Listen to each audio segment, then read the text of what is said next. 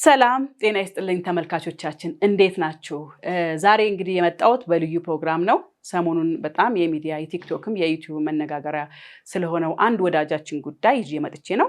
በእግር በፈረስ ፈልጌው አግኝቼዋለሁ፣ አናግሬዋለሁ፣ ያለበትን ደረጃም ለማወቅ ችያለሁና ማን ነው ልትሉ ትችላላችሁ። በከሰሞኑ በጣም ጎበዝ ጋዜጠኛ በኢትዮጵያ ቴሌቪዥን ሄሎ ሳይንስ ወደ 1 ዓመት ያህል የቆየ ፕሮግራም አዘጋጅ ነበረ። ከዛ በኋላ ደግሞ ኢቢኤስ ላይ ደግሞ ሄዶ የአፍታ ጨዋታ የሚል ፕሮግራም በጣም አዝናኝ ፕሮግራም ያዘጋጅ ነበር።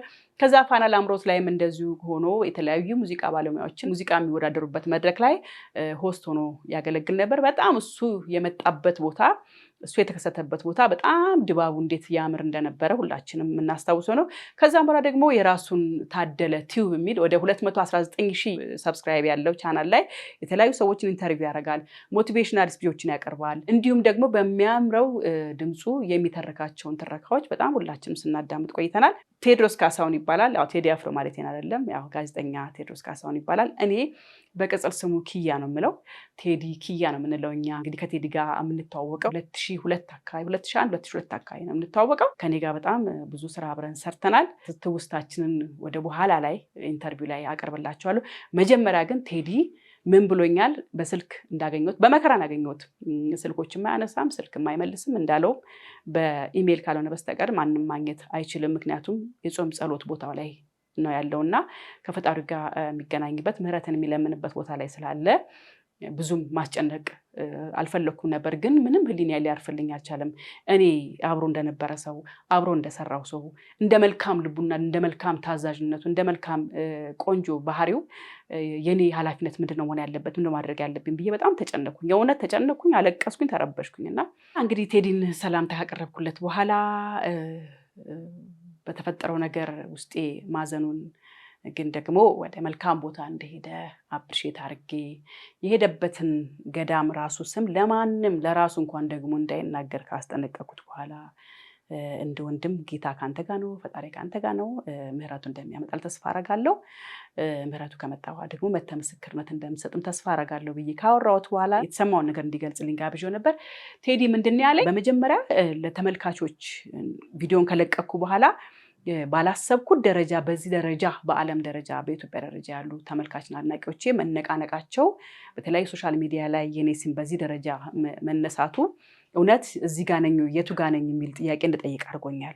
ለዚህ ደግሞ በጣም አዝኛለሁ እና በቅድሚያ ግን ለተመልካቾቼ ለአድናቂዎቼ ከፍተኛ ይቅርታ መጠየቅ ፈልጋለሁ አለኝ። እንዴ ምን አድርጋን ይቅርታ መጠየቀው ብዬ በጣም ግራ ገብቶኝ አዳምጬዋለሁና ምንድን ነው ይቅርታ ያስጠየቀው ጉዳይ? ለመላው በቃ የኢትዮጵያ ሕዝብ ኤርትራውያን በሙሉ በጠቅላላ በመላው ዓለም ለሚገኙ ኢትዮጵያውያንና ኤርትራውያን ከዛ ደግሞ እንደው መለየት ባይሆንብኝ የሰፈሪ ልጆች የጨርቆስ ልጆች በቃ በየሀገሩ ተበታትነው ያሉ በተለያየ የዓለም ክፍል ያሉ ሁሉ በዚህ ሂደት ውስጥ ያደረጉት ርብርብ ልነግርሽ አልችልም። ሚዲያ ባለሙያዎች፣ አንቺም ሌሎችም በቃ በያላቸው ሌሎቹም ሰዎች በፌስቡክ አካውንት ያለው ሰው በሙሉ እኔን የሚያውቅ የኔን ጉዳይ ሼር ያላደረገ በኔ ጉዳይ ያላዘነ ያልደነገጠ ሰው የለም እና መጀመሪያ ማለት የምፈልገው ምንድነው መጀመሪያ ይቅርታ አድርጉልኝ ማለት ፈልጋለሁ። ለምን ካልሽኝ አሁን በዚህ በጣም ብዙ ነገር ባለበት ዘመንና ጊዜ እኔ ተጨማሪ በርደን በመሆኔ እናንተን በማስደንገጤ እኔ ከፍተኛ ችግር ውስጥና ሁኔታ ውስጥ ሆኜ በቃ ከምችለውና ከምቋቋመው በላይ ሆኜ የኔን ሸክም ወደ እናንተ ዘርግፌ ስላስደነገጥኳችሁ በጣም በጣም በጣም በመጀመሪያ ደረጃ ይቅርታ አድርጉልኝ ይላል። እንግዲህ እንዳያችሁት በጣም ይቅርታ ጠይቋል። ይቅርታ የጠየቀበት መንገድ ግን የደስታውን ብዛት ነው። ማለት ደነገጣችሁብኝ፣ በጣም ተረበሻችሁብኝ፣ በዚህ ደረጃ ትወዱኝ የዚህን ያህል ታደንቁኝ አይመስለኝም ነበርና ይሄን በማድረጌ እጅግ በጣም ይቅርታ ጠይቃለሁ ያለበት መንገድ ያው ፍቅሩን የገለጸበት መንገድ ነው። ይቅርታ መጠየቁና አክብሮትና ትህትናውን የገለጸው። በነገራችን ላይ ቴዲ እኔ ነኝ የማውቀው ብዬ መናገር እችላለሁ። ቴዲ ማለት በ2002 አካባቢ 2001 2002 አብሮ ነበር ከኔ ጋር ስለ አሽወይና የተሰኘ በጣም ተወዳጅ ፕሮግራም አብረን አዘጋጅ ነበር። ስለሱ ወደ በኋላ ላይ ይዤው እመጣለሁ፣ ጉዳዩን አወራዋለሁ ቆይቼና ግን ቴዲ ማለት ዝም ሚል ራሱን የሚያቅ የሚሰራውን ነገር የሚያቅ እጅግ በጣም ትሁት አንድ አይነት አንዳንድ ይሄ ልጅ እንደው ዝምታው ራሱ ይጨንቀኝ ነበር ብቆጣው በወቅሰው ባኩርፈው እንዴት አድርጎ እንደሚያስቀኝ ምን አድርጎ ወደ ኖርማል ሲስተም እንደ አሰሪና እንደ ሰራተኛ ሳይሆን እንደ ወንድምና እንደ እህት ነበር የነበረው ስሜትና አስቡት የዛሬ 16 ዓመት ምናምን 15 16 ዓመት ታሪክ ነው ማወራችሁ እንግዲህ እስከዛሬ ቴዲ እኔ ልብ ውስጥ አለ አይገርምም እንግዲህ አብረን የተወሰነ ዓመታት ያህል አብረን ሰርተናል በፍጹም ፍቅር በፍጹም መተሳሰብ በፍጹም ትህትና አብሮኝ የነበረ ልጅ ነው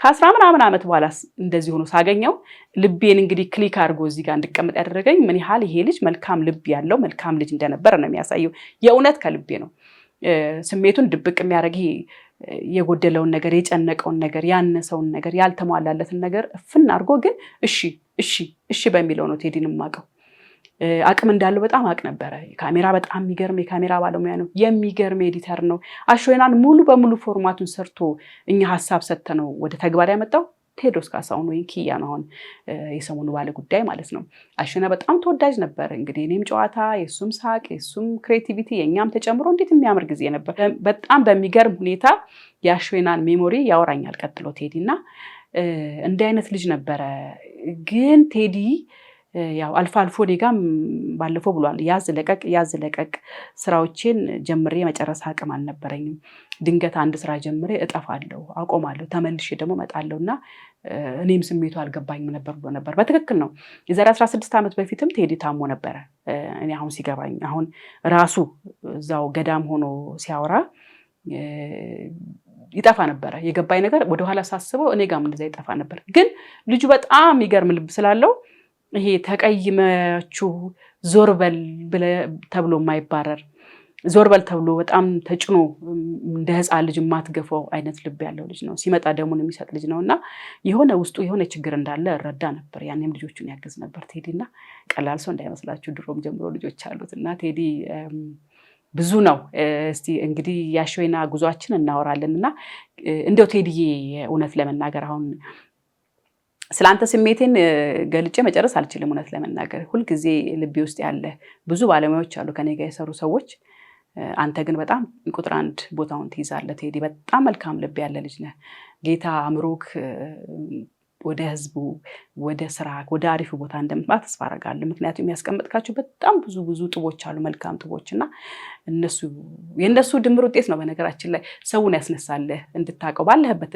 ይሄን ቪዲዮ ካየኸው እና የሁሉ ሰው ሲነሳ የሁሉ ላንተ ሲነቃነቅ ታዋቂውም ትላልቅ ዩቲዩበሮች ትላልቅ የሶሻል ሚዲያ ፌስቡክ ባለቤቶች ሁሉ ሰው ተነቃንቆ ሼር ኮፒ ስላንተ ሲጽፍ እንደው ምን ተሰማክ ቴዲዬ ምንድነው ውስጥ የተፈጠረው ነገር ራስን የቱጋ አገኘው እንዴት አገኘው የሰውን ሪስፖንስ አንተ በምን ሚዛን መዘንከው ቴዲ ይሄን ጥያቄ ጠይቄዋለሁ ቴዲና እስቲ ምንድነው ይመልስልኝ እያንዳንዱ ሰው በቃ ስላደረጋችሁልኝ ነገር ከ10 ብር ጀምሮ ምናልባት 5 ብር ኢትዮጵያ ንግድ ባንክ ስለማይቀበል ካልሆነ በስተቀር ከ5 ብር ጀምሮ ከዛ ጸሎት በየትኛውም የሃይማኖት ክፍል ውስጥ ያላችሁ ሰዎች በየትኛውም የሃይማኖት ተቋም ውስጥ አይ ኖ በቃ እኔ ብዙ በተለያየ መንገድ እንግዲህ ኤንጌጅ ማድረጋችሁ ማገኛችሁ ሰዎች አላችሁ በቴዴል ቲዩብ በተለያዩ በሰራኋቸው የቴሌቪዥን ፕሮግራሞች ላይ ብቻ በተለያየ መንገድ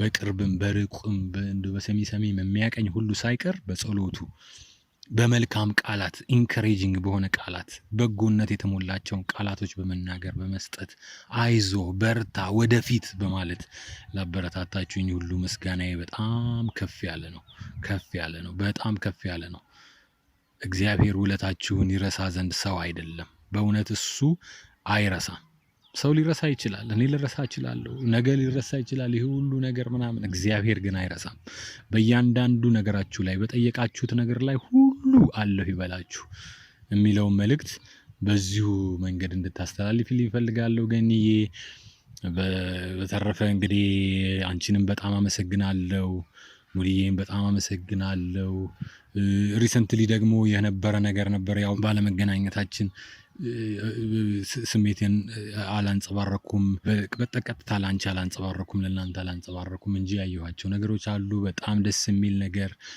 ዲቴል ያው ወጣ ገባ ብዙም እንትን ስላልነበርኩኝ ብዙ ዲቴይሉን ነገር እንትን ባላደርገውም ግን ያሉት ነገሮች በሙሉ በጣም የሚያስደስት ነው። የልጆችሽ እድገት የዛን ጊዜ እነ መክሊትዬ ትናንሽ የነበሩት እነ ቅዱስዬ ዛሬ አድገው ትላልቅ ሆነው በተለያየ መንገድ አያለው በጣም። ስለዚህም ነገር እግዚአብሔርን አመሰግናለሁ። አመሰግናለሁ ቴዲዬ። በዳግም ጋብቻ የተሰማህን ስሜት ገልጸህልኛል። አይ ነው ተቀይሜ ነበር እውነት ለመናገር ቴዲ። እውነት እንኳን ደስ ያለሽ ብለው ይፈነድቃሉ ከምላቸው ሰዎች መሀል አንተ አንዱ ነበርክና ዝም ማለት የእውነት ትንሽ አስቀይሞኝ ነበር። ግን አሁን አሳማኝ ነው። በዚህ የህመም ሁኔታ ውስጥ ሆነ ከኔ ጋር ለማውራት እንደማችል አሁን ያለበት ሁኔታ ስለሚያሳየኝ ይቅር ብያለሁ። እኔ ወንድም በጣም ነው የምወድህ። በእድሜ አነራራቅ ይሁን አላቅም፣ ብቻ እኔ ግን እንደ ልጄ ነው ማይክ። እውነት ትልቁኝ ይሁን ትንሹን አይደለም። ለእኔ ቴዲ በጣም እንደ ራሴ እንደ ቅዱስ አይነት ስሜት ነው የሚሰማኝ ሳይክ። ትዝ ይልህ ከሆነ ቴዲ አንተ እኮ ቲቪ ሰርተሃል፣ ፋና ሰርተሃል፣ ኢቢኤስም እንደዚሁ ሌሎች ሚዲያዎች እንደዚህ ሰርተሃል እና ከነኛ ውስጥ ታስታውሳለህ የአፍታ ጨዋታ የተሰኘውን ፕሮግራም በኢቢኤስ ላይ ስትጀምር እኔና እንግዲህ ሳቁ ንጉስ በላቸውን ጋብዘህን ነበር። ሳቂቷ ገነት ንጋቱ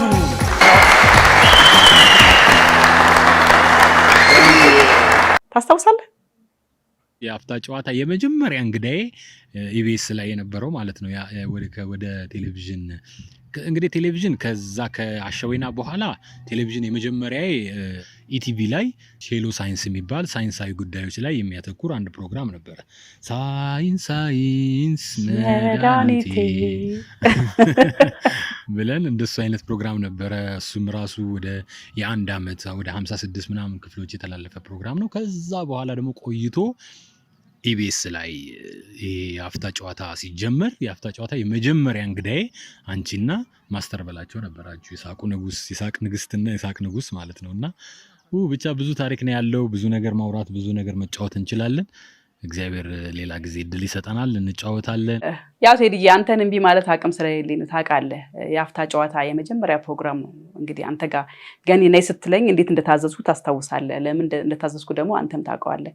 ያስቀመጥከው መልካም ነገር ስላለ ነው። በጣም በቃ ኖ ማለት ከማልችላቸው ሰዎች መሀል ቴዲ አንዱ ነህ እና ለዚህም በጣም አክብሮት መግለጽ እፈልጋለሁ። ወደ አሸወይና የመጣንበት ጉዞ አለ ታስታውስ ከሆነ እኔ አስታውሳለሁ። ስለማስታውስ ለተመልካቾቼ ለመንገር ሞክሬያለሁ። ታስታውሳለህ ቴዲዬ? እስቲ ወደ አሸወይና ዞር ብለህ የመጣህበትን ጊዜ ወይም አብረን ለመስራት የተገናኘንበትን አጋጣሚ ታስታውሰዋለህ ብዬ አስባለሁ። እስቲ አይ ቲንክ በ2002 2001 2002 ይመስለኛል አይደል የተገናኘ ነው። አዎ ያ ከዛ በፊት ቀጥታ አሸወይና ነበርም የተገናኘ ነው። የመጀመሪያ ያው በሌላኛው ሙያዬ በኤዲቲንግ እና በቪዲዮ አንድ ዶክመንተሪ ነበረች መሰለኝ፣ እሱን ለመስራት ነበር የተገናኘ ነው። ከዛ በኋላ ነው እንግዲህ ወደ አሸወይና የመጣ ነው። እንግዲህ ጊዜው በጣም ሩቅ ነው እና ቴንኪው። በዚሁ አጋጣሚ ሙሌንም አንቺንም በጣም ነው የማመሰግነው። እንግዲህ ያው ሌሎች ስራዎች ቢኖሩም በሚዲያ ላይ ግን ድምፄ ለመጀመሪያ ጊዜ የተሰማው በአሸወይና ላይ ይመስለኛል። አዎ እንደዛ ነው። ወደ አሸወይና ጆርኒያችን ለመግባት ምክንያት የሆነን ሰው አለ። ያን ሰው ታስታውሰዋለህ? የዛን ጊዜ ያገናኘን እንደውም ልጅዬ ነበረ። ልጅ ወንድሜ ለአከ ማርያም አዎ የዛን ጊዜ 2020 ኦፕን ኮሌጅ ላይ ነበር እየሰራው የነበርኩት። አንድ ፕሮጀክት ነበረው የ2020 ኦፕን ኮሌጅ። ያም ፕሮጀክት ምንድነው? የፋያ ኦሮሚያ የሚባል የኦሮሚያ ላይ የሚካሄድ የቁንጅና ውድድር ነበረ። በየኦሮሚያ ዞኖች ውስጥ ያሉ ቆነጃጅቶችን በሬዲዮችን እያወዳደርን ፋይናሊ ሚስ ኦሮሚያን የማውጣት ፕሮጀክት ተይዞ በ2020 ኦፕን ኮሌጅ ባለቤትና ፕሬዚዳንት ፕሮፌሰር ቦመዲን ያ ፕሮጀክት በአጋጣሚ እየተጠቃለለ ባለበት ወቅት ላይ ይመስለኛል የተገናኘ ነው። ግን እኔ እዛው 2020 ኦፕን ኮሌጅ ላይ ነበር እየሰራ የነበርኩት። በስማም በዛ ጊዜ እኮ ያልሄድኩበት የኦሮሚያ ክልል የለም። ኦልሞስት በቃ ሁሉንም አዳርሰን ነበር እና ከዛ ከአንቺ ጋራ በዚሁ በቪዲዮ ቀረጻና በኤዲቲንግ ልጅ ያገናኘን። ከዛ ነው እንግዲህ እውቂያችንም የጀመረው። እንግዲህ ያው እኔ ከዛ በፊትም አቅሻለሁ በውሳኔ ላይ ስቅስቅ አድርገሽ አስለቅስሽኛል እና ሶ አሜዚንግ። በነገራችን ላይ ግን በጣም በጣም በጣም ልዩ የሆነ ጊዜ ነበር ያሳለፍነው። ያን ጊዜ እንዴት እንደነበረ ታስታውሳለህ ወይ? እንዴት ነበረ አብረን የነበርንበትን ሁኔታ፣ አካባቢውን፣ ስሜታችን እንዴት ታስታውሳለህ ቴዲ? እንግዲህ ከተወሰኑ ቆይታዎች በኋላ ነው ወደ አሸወይና የመጣ ነው። መጀመሪያ ላይ እንደዚሁ በቪዲዮ በኤዲቲንግ የተለያዩ ነገሮችን በመስራት ነበር አብረን እያሳለፍን የነበረው። ትዝ ይልሽ እንደሆነ ኤዲቲንግም የተወሰነ ነገሮች ሳላሳይሽ የቀረው አይመስለኝም፣ እርግጠኛ አይደለሁም። እና ብቻ በዛ እየቆየን እያለ ነው የዚህ የአሸወይና ፕሮጀክት የተጀመረው። የአሸወይና በአዲስ አበባ መገናኛ ብዙሃን ኤፍኤም 96.3 ነው መሰለኝ። እዛ ላይ እንግዲህ ከካሳንቺስ እስከ አዲስ አበባ መዘጋጃ ቤት ድረስ የሚባል ጉዞ እንበለው መሰለኝ። ቅዳሜ በቃ ከጠዋት ጀምሮ ዝግጅት ነው። ከዛ ቀን በፊት ቀደም ብለን በየግላችን እንዘጋጃጃለን። ከዛ ቅዳሜ ደግሞ ተገናኝተን ቅዳሜ ካሳንቺስ ያለው ቢሮሽ አሁን እንግዲህ እንዴት እንደሆነ ባላውቅም አሁን ካዛንቺስ ቢሮአችን ፈርሶ ቦታ ቀይረናል ቴዲ። አሁን እኮ በልማት ምክንያት ብዙ ቦታዎች ተለውጠዋልና ግን ደግሞ ወደኋላ አስታወስከኝ። ኤዲቲንግ እኮ አስተምረኛል ቴዲ። በስማ ጆን የሚባል ካሜራና ኤዲቲንግ ባለሙያ ነበረ። የመጀመሪያ ማንነት የሚል ፊልማችንን ስንሰራ አንድ እሱ፣ ቀጥሎ ደግሞ ቴዲ በጣም የድምፅ ኤዲቲንግ ሙሉ በሙሉ ያስተማርከኝ አንተ ነህ። ወይኔ መምህርም እኮ ነበርክ ቴዲ። የታባቱ የጊዜማ ያልፋል። በእውነት ቁጭ ብለን እናወራዋለን። ቴዲ አሳይተኛል። ዶክመንታሪ ፊልም ሲሰራ፣ ኤዲቲንግ ድምፅም ሲሰራ፣ ኢፌክቶችን ስሰራ በጣም ብዙ ነገር ታስተምረኝ ነበር። ደግሞ እኔም ተማሪ ነበርኩ። በደንብ ነበር የምሰማክና የማዳምጥክ። ብዙ ጊዜ ጨርሻለሁ ማለት ተገቢ እንዳልሆነ ዛሬም ድረስ እኔ አውቃለሁ። ሁልጊዜ ተማሪ ስንሆን የተሻለ ሰው እየሆን እንደምንሄድ አውቃለሁኝና ያንን ስለማስብ ቴዲ በጣም አዳምጥ ነበርና ካዛንቺስ ፈርሷል። ከዛ በኋላ ግን ብዙ አለን እኮ። ቅዳሜ ስንዘጋጅ ጠዋት የምንሄድበት ሁሉ ቦታ አለ። 8 ሰዓት ለመሄድ 6 ሰዓት፣ ከ5 ሰዓት እስከ 7 ሰዓት ያለው ጊዜ ለእኛ በጣም በቃ ኤክሳይትድ የምንሆንበት በጣም ደስተኛ የምንሆንበት ሰዓት ነው። ዝግጅታችን በንባብም በጽሁፍም በተለያዩ ነገሮች ከሱም ባሻገር በምግብም እንዘጋጅ ነበር እኮ። ቅዳሜ ወጣ ብለን እዛው አካባቢ ላይ ካሉ እንግዲህ ሚስጥር ካላወጣው ስጋ ቤቶች ጎራ ብለን አይደል? ማን ነው የሚባለው ስሙ ጠፋኝ መሰለኝ። ባሰፋ ነው ምናምን እንደሱ አይነት ቦታ ላይ እየገባን ተዘጋጅተን በቃ በደንብ ጥንቅቅ ብለን ማሊያችንን አድርገን ሙልዬ በሳቁ በጨዋታው ደግሞ ያለች ያቺ ቦርሳው የሚይዛት ከሷ ምዝዝ በሚያረጋት ግጥም እያዋዛን የተለያዩ እንግዶችን እየጋበዝን ብዙ ጊዜ አብረን ቆይተናል። እርቄ ነበረ አስታውሳለሁ። ከዛ በኋላ እየቀጠልን ስንሄድ እንደዚሁ እንግዲህ ሆስትነትን ኦልሞስት በሬዲዮ የተለማመድኩት እዛ እናንተ ጋር ነው። እንግዲህ እናንተ ናችሁ ያለማመዳችሁኝ። አንቺም በዛ ፍልቅልቅ ሳቄታነትሽ በሙያሽ በአርቲስትነትሽ፣ ሙልዬም በመምህርነቱ በአርቲስትነቱ በቃ የሙያ አባት ሆናችሁ የሙያ እናት ሆናችሁን ያሳደጋችሁኝ ማለት ይቻላል። አሳደጋችሁኝ ስትል ቴዲ የእድሜ ጉዳይ እንዴት ነው? ለነገሩ ወታደር ነበርኩም ብለኸኛል አይደለ? ኦኬ። አይ በቃ አንቆጥርም፣ ችግር የለም። እስቲ የእድሜ ጉዳይ ስትል ምን ለማለት ፈልገህ ነው? እንግዲህ ያሳደጋችሁኝ ስል እድሜን በጣም ከእናንተ እንዳላርቀው እንጂ እና ብቻ ሰው አሜዚንግ፣ በጣም የሚደንቅ አስደናቂ ጊዜ ነበር የነበረን። ልዩ እንግዶች ነበሩን፣ በጣም አስታውሳለሁ።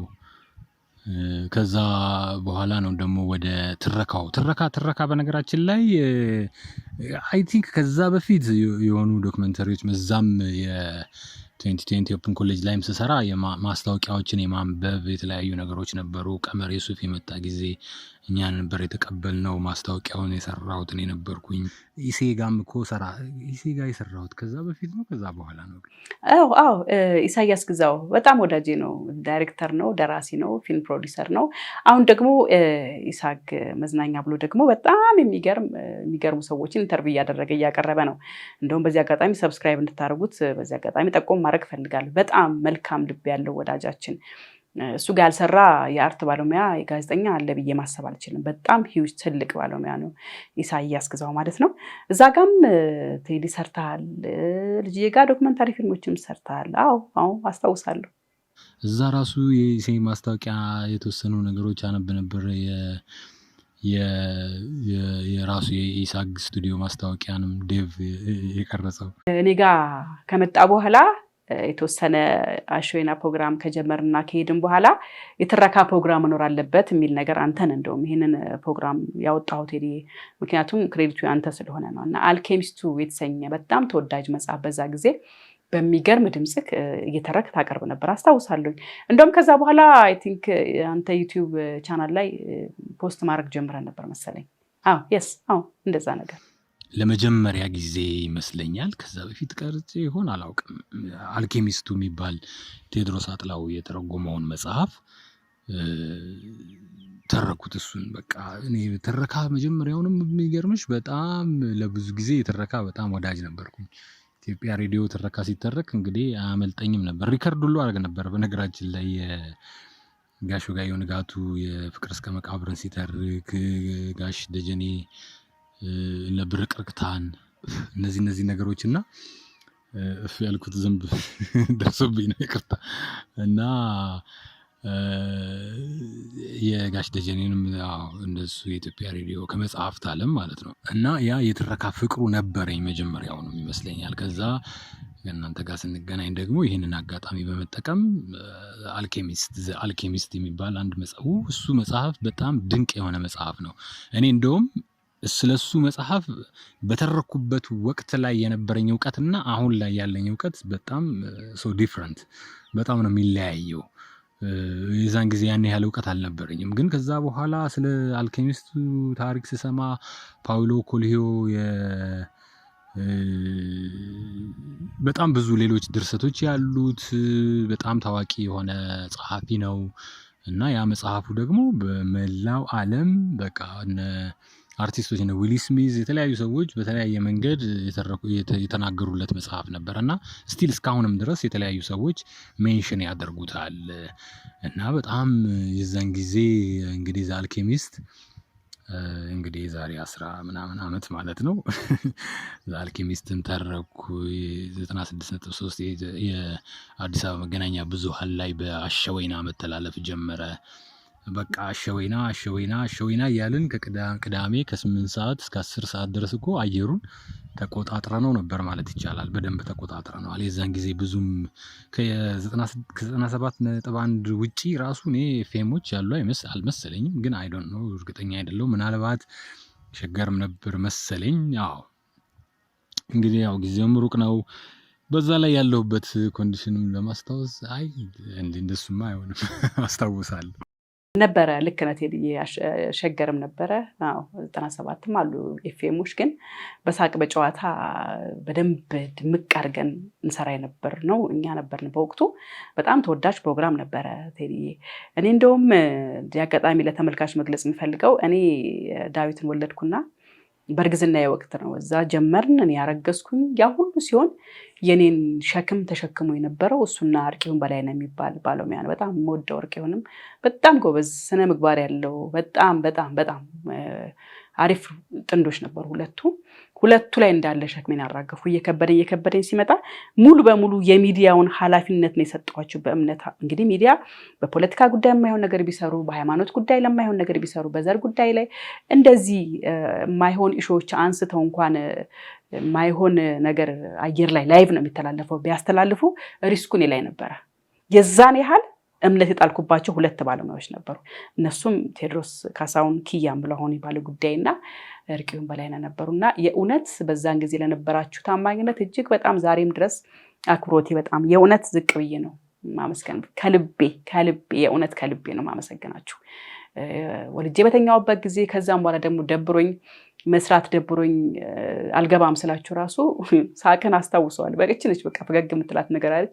አረ ችግር የለም ገኒ ብላችሁ ሙሉ በሙሉ ከበር አድርጋችሁልኛል። በወቅቱ ትከሻይን በጣም ነፃ አድርጋችሁ ነበር በወቅቱና በዚህ አጋጣሚ ቴዲንም መርቂሁንም በጣም አመስገን ፈልጋለሁ። በጣም ትልቅ ታማኝነት ነው ባይዚ ሚዲያን የሚያህል ነገር ሌላ ሰው አግሪመንት ውስጥ የገባውን ነገር ኃላፊነቱን ሌላ ሰው በተሸከመበት ላይ አንድ ሰው ሲገባ እጅግ በጣም በሳል አስተዋይ ለዛ ሰው ያለውን ፍቅርና ጥላቻ የሚገልጽበት ወሳኝ ሰዓት ያቺ የሚዲያ የላይቭ ፕሮግራም ነበረችና የቁርጥ ሰው ልጅ የምትባል አይነት ሰው ነው ቴዲ መርቄም በቃ በትክክል እኔን ሆናችሁ በወቅቱ እዛ ሚዲያ ላይ እየሰራችሁ ሚዲያውንም አቁማችሁ የጠበቃችሁኝ ሁለት በጣም ተወዳጅ ወንድሞቼ ልጆቼ ብል እንኳን ለኔ ይቀልኛል ማለት የዛኔ የልጅ ያህል ስለማሰባችሁ ነው ማዛችሁና ቴዲዬ በጣም ትልቅ ነገር ነው የሰራው። በጣም ትልቅ ሰው ነህ።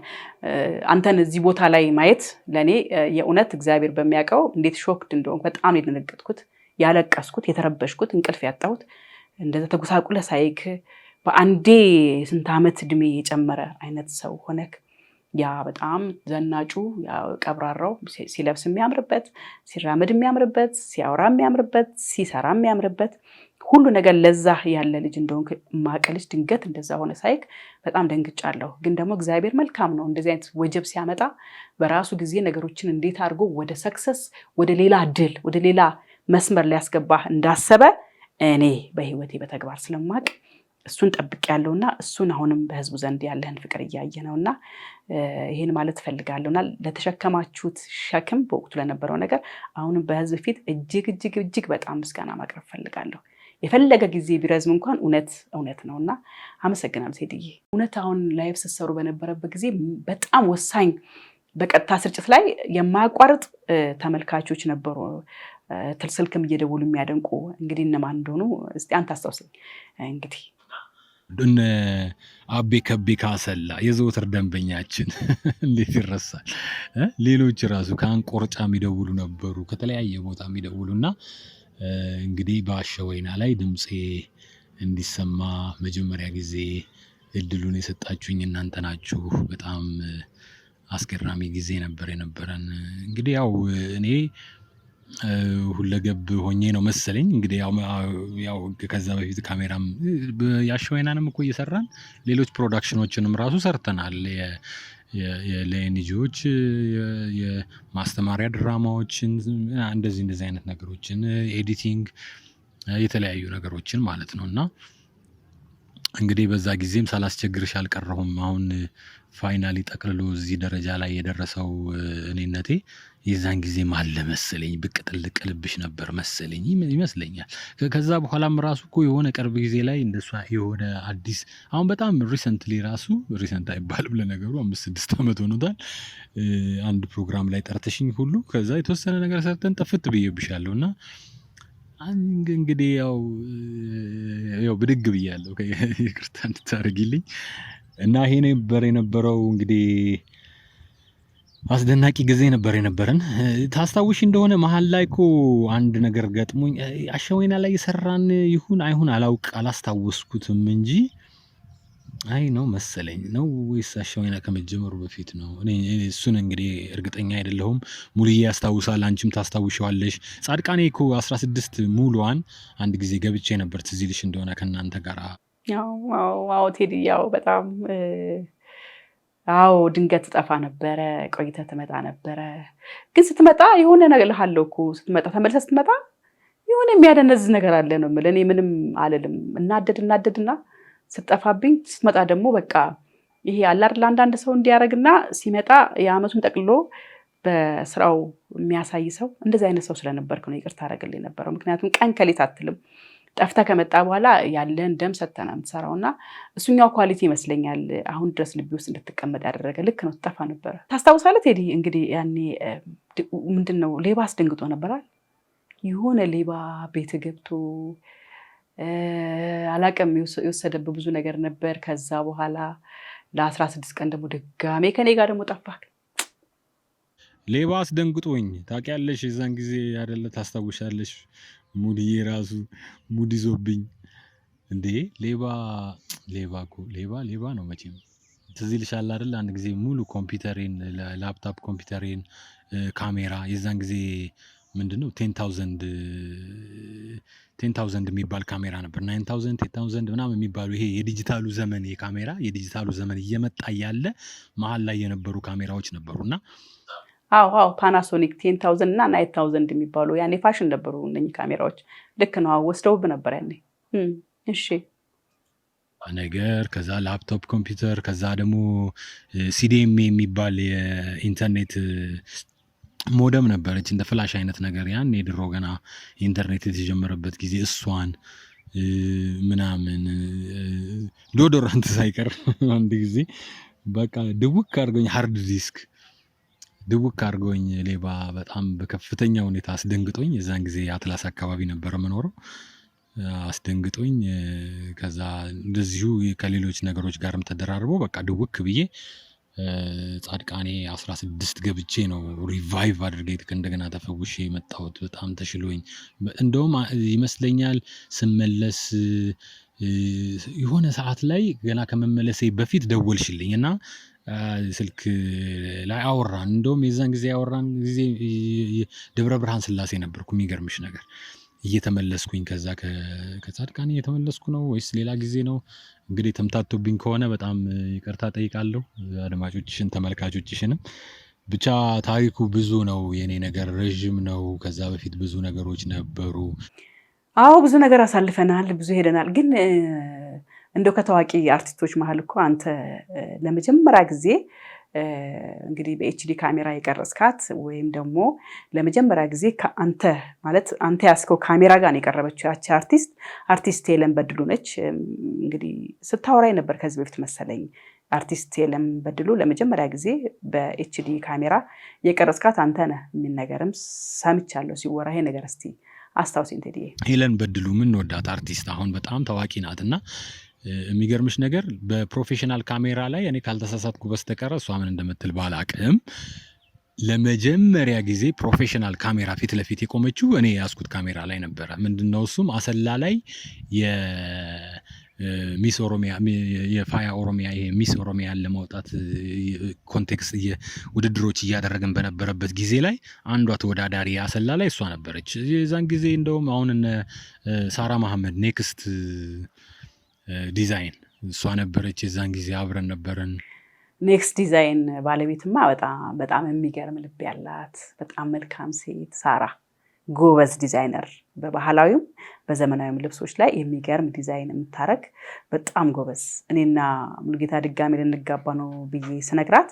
ከደስታዋ ብዛት የምታረገውን አታ እኔ ነኝ ዲዛይን ማረገው ልብሱን ሙሉ በሙሉ የእናንተን የልጆቹንም ያንቺንም የባልሽንም እኔ ነኝ ማረገው ብላ እንደዛ የሚያምር ልብስ ዲዛይን አድርጋ የሰጠችን ዲዛይነር ሳራ ነች ያው ኔክስት ዲዛይን ባለቤት ማለት ነው እንግዲህ ሳራ እንግዲህ ከመቼ ጀምሮ ወደዚህ ሙያ ላይ እንደነበረች የሚያሳይ ነው ከኔ ጋርም አለች ከቴዲ ጋርም ነበረች ማለት ነው አስታውስኳት ነው ሳራ ከቴዲ ጋር እንግዲህ ወደፊት በደንብ ነው የምናወራው ቴዲ ስላለፈው አሁን ከኔ ጋር ስለነበረ ጊዜ ያወራ ነው በጣም ከሌሎች ሚዲያዎች ጋር በራስም ታደለ ቲዩብ በሚለው በጣም ተወዳጅ ዩቲዩብ ቻናል ላይም እንዲሁም በፊልም ስራ በካሜራ ስራ በኤዲቲንግ ስራ በርካታ ስራዎችን ሰርታል በጣም አቅም ያለ ሰው ነው ወታደርም ነበር ካየ የወታደርን ዲሲፕሊን ስለምታቅ ነው ስትመጣ ራሱ የምታቅበት ጥፍት ለስትመጣ ራሱ ታቅበታል አገባቡና ስሜቶች አሉ የሆነ የሸረሪት ድር የሚመስል ነገር አይነት ነገር ፊቴ ላይ ብር የሚያደርገኝ ነገር አለ እሱ ለማጥፋት እና እሱ